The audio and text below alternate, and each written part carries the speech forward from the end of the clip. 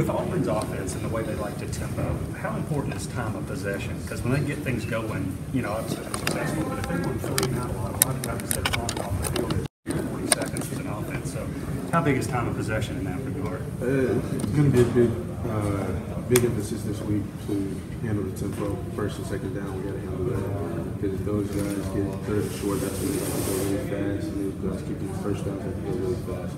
So we like to handle the first and second down. I'm sure you've had to go against Swift in practice. Has he ever made a move on you like he did the other day? He's made lots of moves on us, and I truly believe him and Holyfield are the best backs in the SEC. Is he that hard to tackle? I mean, yeah, they're both really hard to tackle. When Kirby talks about the Auburn's window dressing, you're talking about movement shifts. How important is it for you to be able to communicate effectively? I know that was an issue earlier this year. It's going to be very important this week to communicate. Also, watch a lot of film to understand what type of movements and shifts they do, and what's your checks going to be in and out of those shifts. How much of a celebration was there for winning? I mean, you know, to win the East, and how much has it been hard not to look ahead to that other team in Alabama that also clinched the spot at the end of the day? It was a little celebration, but we know that winning the East really doesn't mean that much. You know, it's been nice to win the East 2 times in a row, but now it's on to Auburn, and it's on to the next team, and whoever's next after that. So just got to be where our feet are. How challenged is it going up against Holloman in practice? Are you surprised what he's been able to do offensively these last 2 or 3 weeks? I'm not surprised at all. He's been very good for us his freshman year, and he's just been improving. He's a big body receiver. He got a couple guys in front of him, and you know, an opportunity to knock, he hit it out the park and he's shining. Is he kind of reminding you of some of the things Javon did last year, being a bigger guy physically? Him and Javon, I know, are very close friends, and he's a big physical guy, just like Javon. I think he might be a little faster, but you know, you let those 2 guys into that. How often in your just imagining as you've watched other teams this season have you wondered how would we match up against Alabama? I haven't really thought about Alabama at all until they get on our schedule. So right now I'm thinking about Auburn, worried about them. Was that just even a part of just daydreaming? I don't. You daydream about Alabama?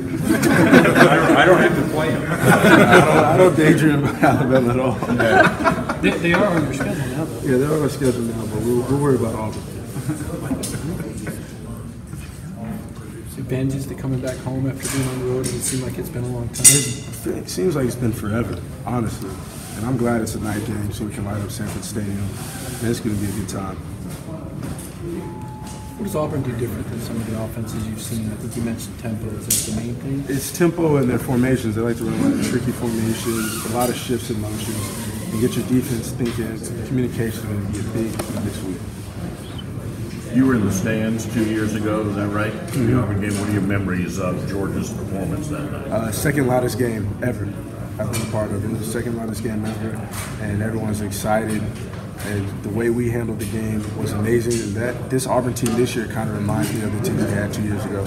And how hungry are you now that you have a chance to play and watch it? I'm very hungry. You know, playing Auburn's big rivalry.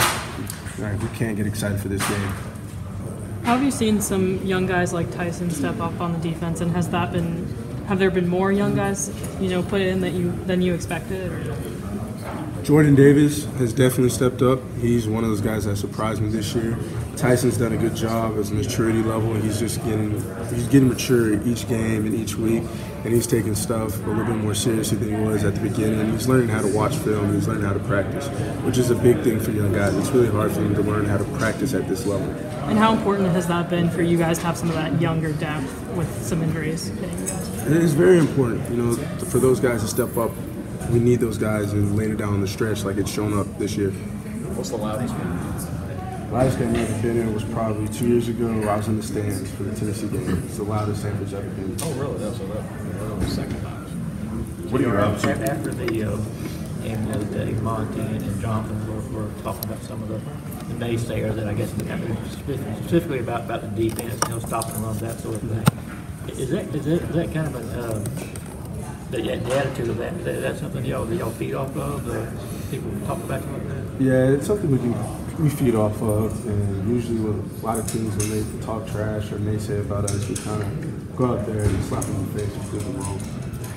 Jonathan was saying something Coach will bring up to y'all. Y'all may not necessarily see it, but it's something they will point out to you. The coach would definitely bring it up and point out to us. We understood that everyone thought Beanie Snell was maybe the next Herschel Walker or something like that. So we wanted to go out there and prove that, there's only one Herschel. Y'all expect to continue to be doubted moving forward? Yeah, I mean, it's kind of the thing for the past 2 years. We've been doubted, so it's whatever. How's the Auburn rivalry different, or is it? I mean, I know Florida obviously is known for a lot of talk. The Auburn guys, maybe that we talked to in Atlanta, didn't seem quite as talkative maybe as Florida, but still seemed pretty resigned that they didn't get their best game against you in the title game. What's that rivalry like? It's going to be a physical rivalry. And first 2 games that we played last year, the first game last year we played was very physical. The second game was very physical. So I know everyone's going to be playing their butts off. I know everyone's going to give it their all, and it's going to be a 4-quarter game. What do you learn from those 2 games last year, very different outcomes that is important for this week? Anything can happen, especially this week. It's not going to be a cakewalk when it comes down to rivalries. They're predicted to beat us, we're predicted to beat them, and they beat us, and they're going to beat us, and we beat them. So anything can happen this game. Predictions don't matter. What they've done this season doesn't matter, and what we've done this season doesn't matter. All that matters is Saturday. How has Jared Stidham played the last couple of weeks? I know he's got a pretty soft start in the season. They seem to bounce back. Have you looked at him on study film? I haven't really looked at Jared Stidham for the past, since last year, really. But I'm going to get the film in today and look at him a little bit more. But I know, like I said, he can have a breakout game whenever. I know playing with a chip on your shoulder is a cliche and all, but how much does that legitimately help a team? And do you feel like you all have been doing that since LSU, that kind of crystallized that? I think we've been playing with a chip on our shoulder all year, just because a lot of the talk of how are these guys going to do it.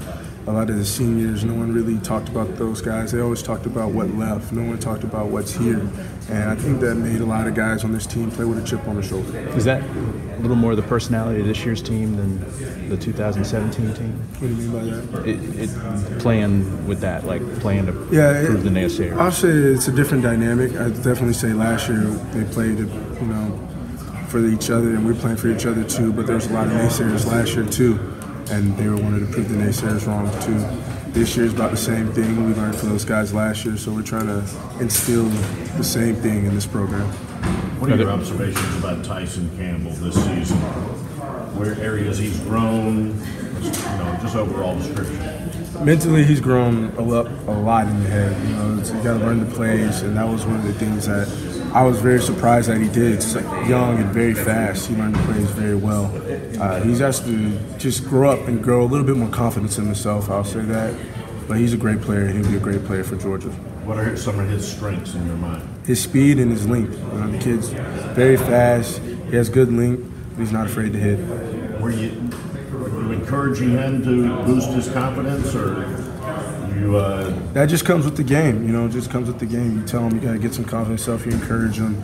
You do the best you can. But I only got confidence in myself by getting beat and going back out there. So the more he plays, the more he learns the game, the more confidence he'll have in himself.